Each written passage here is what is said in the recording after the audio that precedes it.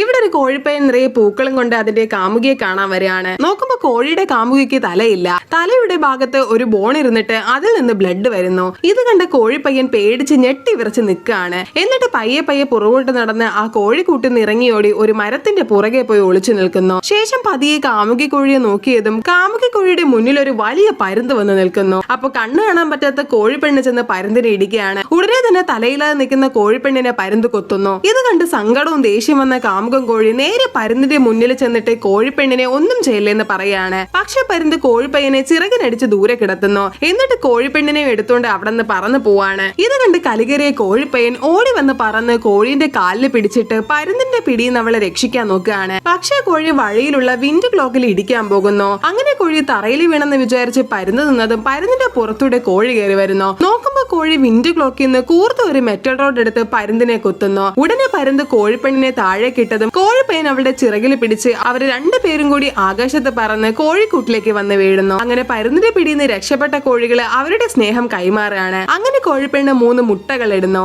ഇത് കണ്ട് അമ്മക്കോഴിയും അച്ഛൻകോഴിയും സന്തോഷിക്കുകയാണ്. അങ്ങനെ മുട്ടകൾ വിരിഞ്ഞ് 3 കോഴി കുഞ്ഞുങ്ങൾ പുറത്തു വരുന്നു. പക്ഷെ അതിലൊരു കോഴിക്ക് തലയില്ലായിരുന്നു. എന്നാൽ കുറവുകൾ ഒരു കുറച്ചിലല്ലെന്ന് മനസ്സിലാക്കി അവര് സന്തോഷത്തോടെ ജീവിക്കാൻ തുടങ്ങി.